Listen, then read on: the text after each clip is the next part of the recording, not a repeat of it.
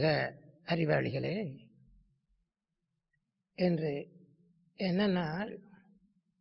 சத்தியோதயத்தின் 7ஆம் திருநாள். சத்தியம் என்றால் என்ன? எல்லையில்லாமல் யாண்டும் எங்கும் உள்ளதும் எவ்வித மாறுபாடும் இல்லாததும் அனைத்துக்கும் காரண பொருளாக உள்ளதும் என்று பொருள். அதன் பெயர்தான் பரம்பொருள் என்றும் பரஞ்சோதி என்றும் பிரம்மம் என்றும் மக்கள் பலவாறு திருநாமமிட்டு அழைக்கின்றனர். ஆனால் இன்றைய உரையினுடைய பொருள் சத்திய உதயத்தின் திருநாள் என்று சொல்கிறோம். இது ஜெகத் மகா குரு பரஞ்சோதி மகான் அவர்களுடைய வாழ்க்கையின் ஒரு அற்புதமான அம்சமாகும். மகான் அவர்கள் பிறந்து வாழ்ந்திருந்த ஊரிலே ஒரு பள்ளிக்கூடத்திலே கொடிக்கம்பம் ஒன்று மிக உயரமாக கட்டியதில்லை, கொடியையும் பறக்க விட்டு அழகாக அலங்கரித்து விண்ணற்ற நாயன மேல தாளங்கள் எல்லாம் முழங்கும்படியாக விழா எடுத்துக் கொண்டிருக்கிறார்கள். அந்த விழாவினை கண்ணுற்ற பால பரஞ்சோதி, அவருடைய வயது சுமார் 10.5 இருக்கும், 10.5 வயது. அந்த இளம் வயதிலே அந்த கொண்டாட்டத்தினை பற்றி அங்கு கூடியிருப்பவர்களிடம், மன்னரை நாம் எல்லோரும் வணங்க வேண்டுமா என்ற கேள்வி கேட்கிறார். அப்பொழுது அவர் சொல்லுகிறார், நம்மை ஆண்டு கொண்டிருக்கக்கூடிய மன்னரை நாம் வணங்கத்தானே வேண்டும். அவர் நமக்கெல்லாம் வேண்டிய இன்றியமையா தேவைகளை எல்லாம் வழங்குவதனால அவரை நாம் வணங்கத்தான் வேண்டும் என்பதாக சொல்லுகிறார். அப்படியானால் மன்னர் யாரையுமே வணங்க மாட்டாரா என்ன என்று கேட்கிறார். ஆம், அவர் நம் போன்றாரையெல்லாம் வணங்க மாட்டார், ஆனால் பகவானை, கடவுளைத்தான் வணங்குவார் என்று சொல்லுகிறார். இச்சொல்லை கேட்டவுடனே பாலபரஞ்சோதிக்கு ஒரு பெரும் ஆர்வமான ஒரு ஏக்கம், ஒரு காதல் மாதிரி உண்டாகிவிட்டது. எப்படி என்றால், உலகமே வணங்கக்கூடியவன் மன்னன், ஆனால் அந்த மன்னனே வணங்கக்கூடிய கடவுள் அவர் எப்படி இருப்பாரோ, அவரை என்ன மாதிரி இருப்பாரோ, அவரை பார்க்க முடியுமா? இதே காதலோடு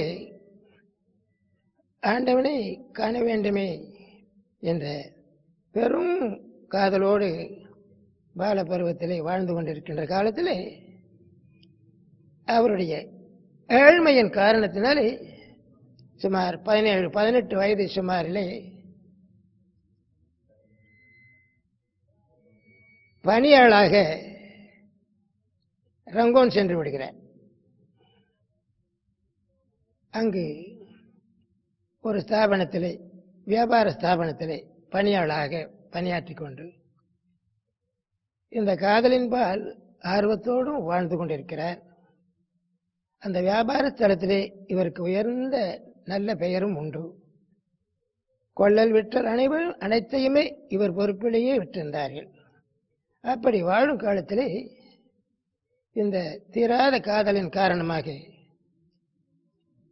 சமய பெரியவர்களையெல்லாம் அண்டி ஆண்டவனை எப்படியெல்லாம் செய்தால் காணலாம் என்று கேட்கிறார். ஒருவர் சொல்லுகிறாராம், ஒரு கையளவு உணவை உண்டு ஒரு நாள் ஒன்றுக்கு ஒரு கையளவு உணவு மட்டும் சாப்பிட்டு இப்படி 40 நாளைக்கு ஜெபித்து கொண்டே இருந்த என கடவுள் வந்து விடுவார் என்று சொல்கிறார். அதையும் கேட்டு அது மாதிரி 40 நாள் முயன்றிருக்கிறார். கடவுள் வந்த பாடில்லை. ஏக்கம் விட்டதா என்னை? மீண்டும் இன்னொரு பெரியவரை என்று கேட்கிறார். அது எப்படி அல்லப்பா, வேர்க்கடலையே வேவிக்காம அன்றாடம் ஒரு கையளவு மட்டும் சாப்பிட்டு 40 நாள் ஜபித்துக் கொண்டே இரு, கடவுள் வந்து விடார். அதையும் கேட்டு அந்த 40 நாளும் முயன்றிருக்கின்றார். ஆண்டவன் ஒருவன் தனியாக இருந்தால் தானே வருவான். இந்த விதமாக பல்லாற்றாலும் முயன்றார்.